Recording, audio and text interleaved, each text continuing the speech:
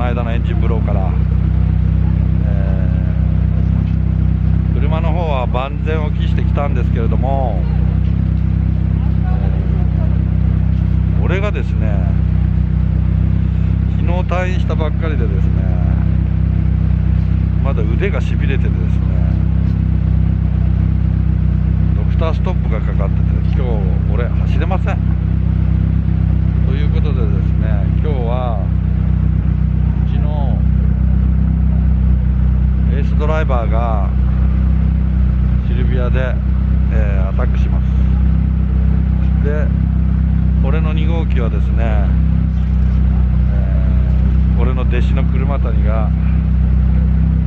チェック走行しますね。ブーストのチェックと、この間ブーストがあまりにも 1.8 とかかかりすぎて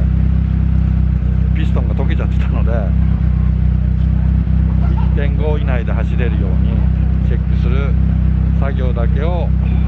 しに来ました。で、俺は監督です。ということで、非常に残念なんですけれども、今年のタイムアタックシーズンも、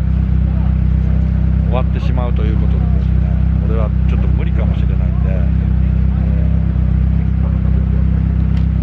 頑張ってですね、アドバンネオバの広報活動でもしようかなと思ってます。ではよろしくお願いします。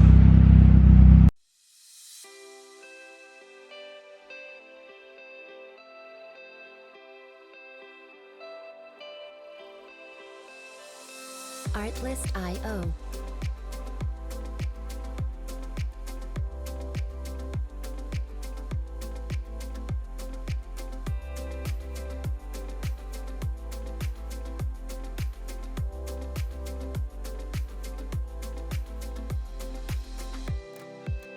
Music licensing reimagined.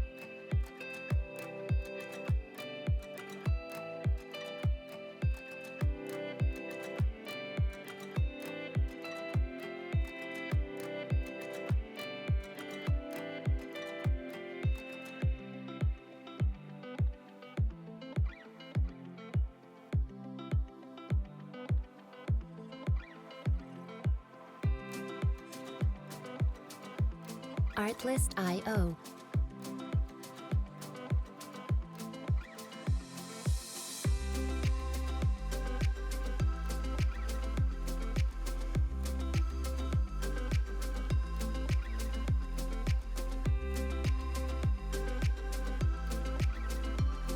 Music licensing reimagined.、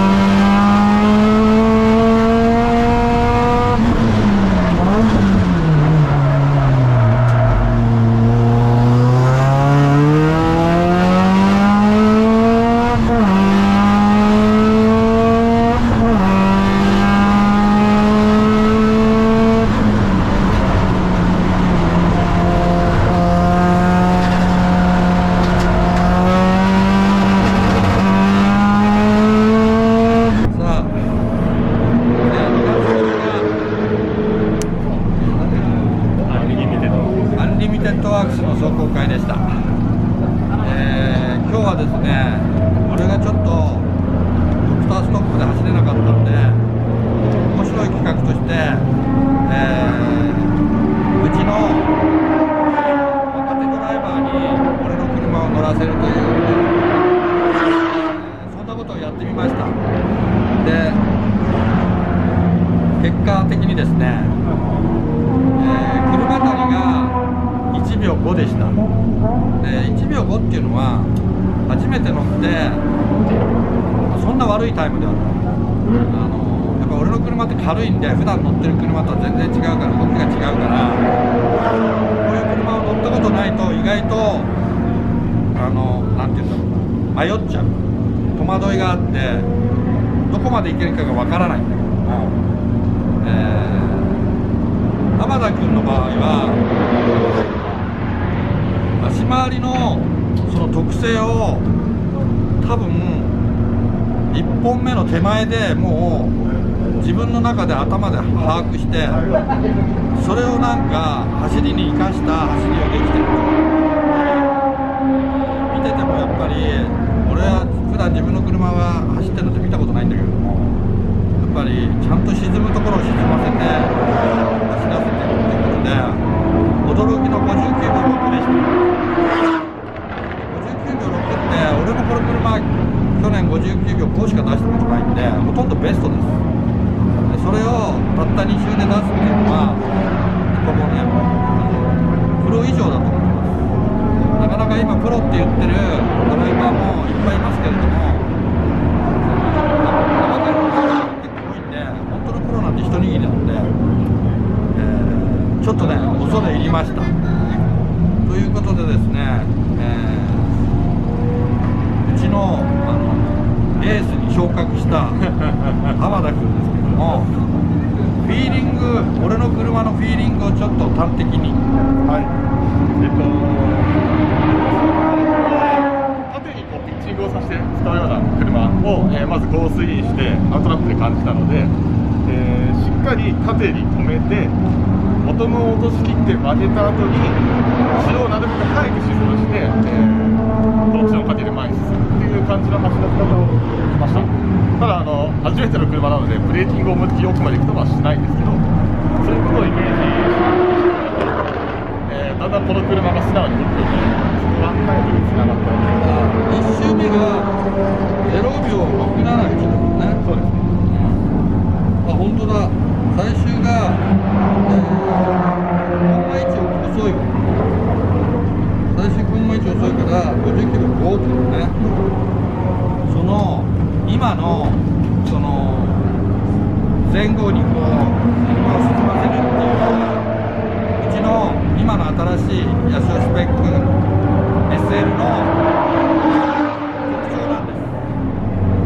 前後にこう動かすっていうのが特徴なんですけど、その特徴をその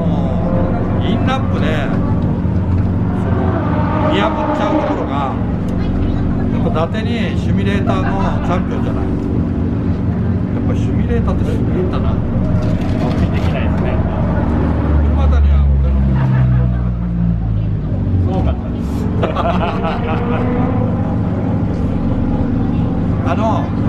車谷と浜田君の違いっていうのは、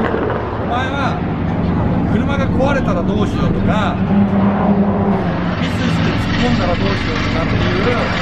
そこの迷いが絶対あるんですよ。でこの人はそういうのないんですよ。全くそれは考えてない。だから自分の中で 100% いける、いつも 100% いけるっていうそのメンタル。お前の場合はメンタルの部分でもう3割ぐらいはカットされちゃってる。ただお前が仮にベストを出したとしても1秒フラットか0秒9とかそのぐらい。59秒ってのは絶対見えない。なかなかこれさ、H パターンってさ26でこれ50エンジンだよね。でなかなか59秒出る車ってそうないんだよ。みんなコテコテにやってあるけどさ、なんかもう化け物みたいなエンジン乗っけたところで1秒とかそんなレベルでバランスチューニングってチューニングショップだったら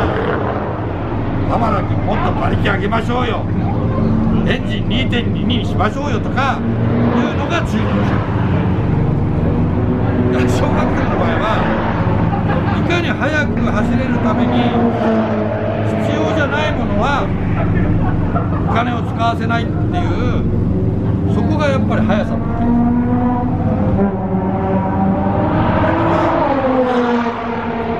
闇雲に金を使えば速くなるってものではないってことですね。